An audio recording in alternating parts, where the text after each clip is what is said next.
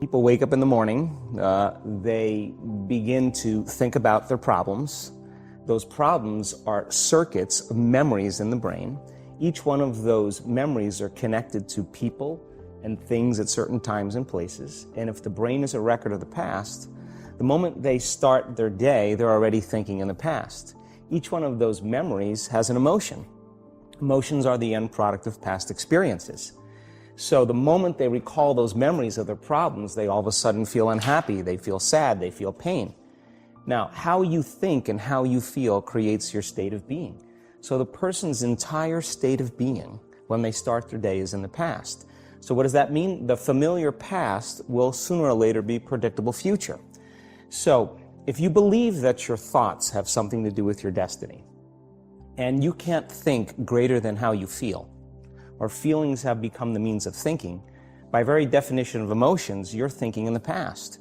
And for the most part, you're going to keep creating the same life.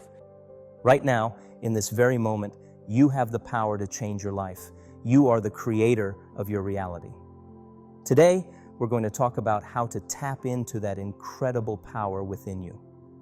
It all starts with two simple words: relax and trust. Think about it. How often do we spend our days rushing around, stressed out, worried about what might happen? We're constantly on edge, trying to control everything around us.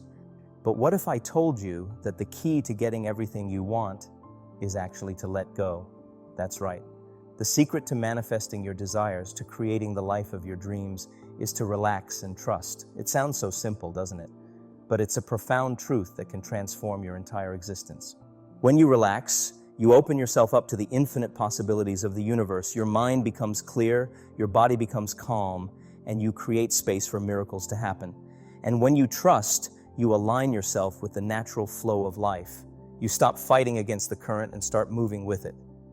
The really exciting part is when you combine relaxation and trust with expectation. That's when the magic happens. That's when you start to see results, not in some distant future, but right here, right now, today. So many of us have been conditioned to believe that change takes time, that we need to work hard, struggle, and suffer before we can achieve our goals. But what if I told you that's not true? What if I told you that you can expect miracles to happen the same day you set your intention? It might sound too good to be true, but I've seen it happen time and time again.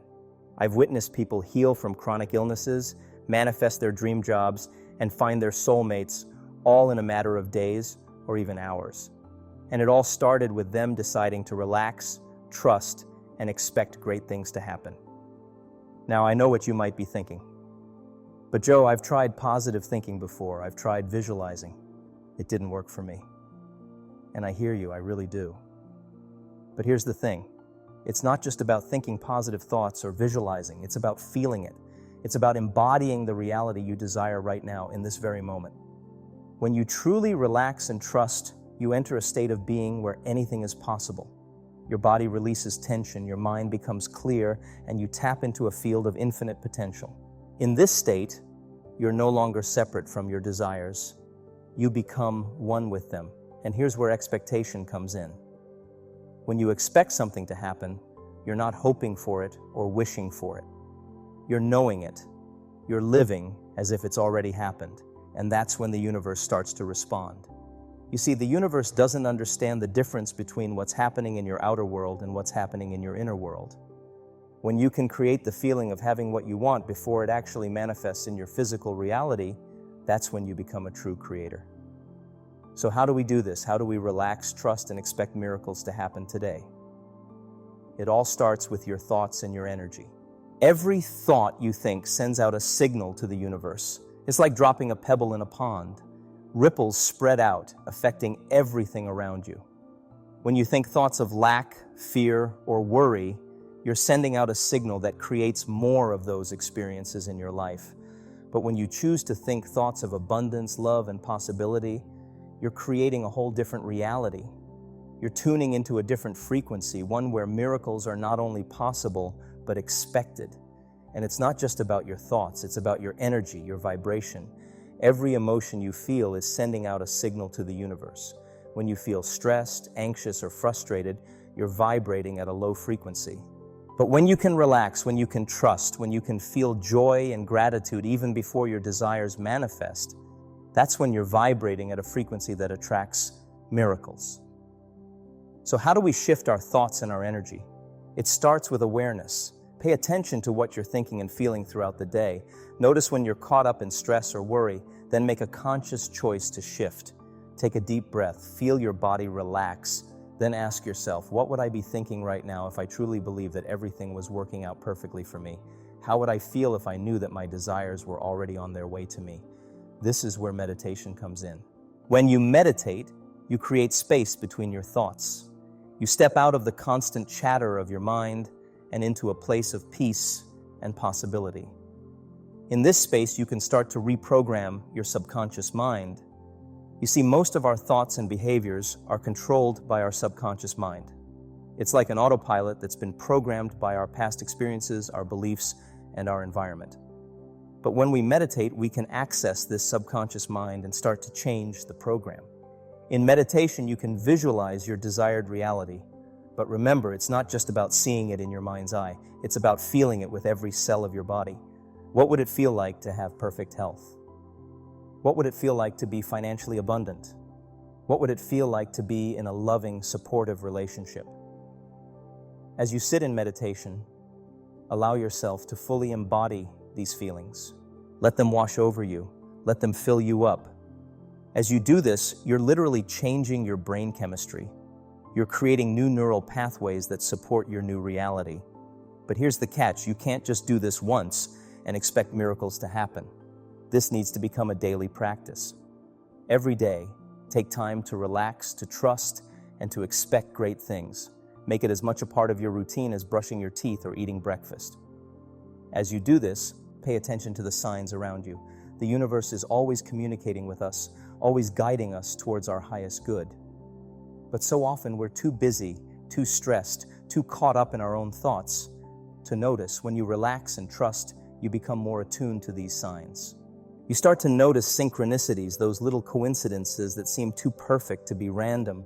Maybe you think of someone and they call you moments later, or you keep seeing the same number everywhere you look, or you overhear a conversation that gives you exactly the information you need.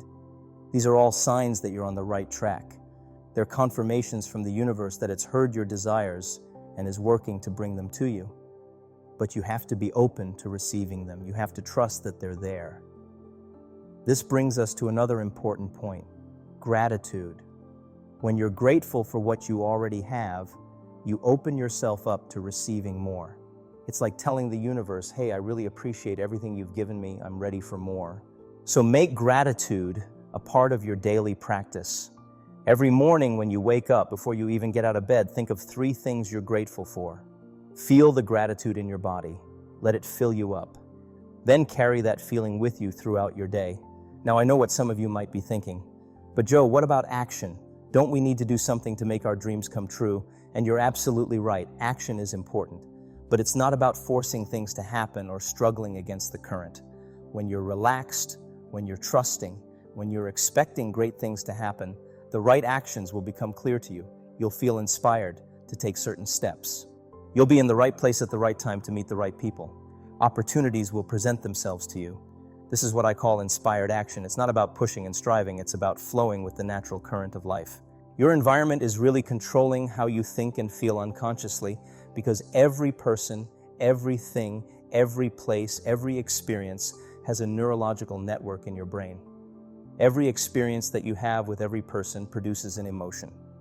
So some people will use their boss to reaffirm their addiction to judgment. They'll use their enemy to reaffirm their addiction to hatred. They'll use their friends to reaffirm their addiction to suffering. So now they need the outer world to feel something. So to change them is to be greater than your environment, to be greater than the conditions in your world and the environment. Is that seductive? So then why is meditation at all? Well, let's sit down. Let's close our eyes. Let's disconnect from your outer environment. So if you're seeing less things, as less stimulation go into your brain, if you're playing soft music or you have earplugs and less sensory information coming to your brain, so you're disconnecting from your environment. If you can sit your body down and tell it to stay like an animal, stay right here. I'm going to feed you when we're done. You can get up and check your emails. You can do all your text. But right now, you're going to sit there and obey me.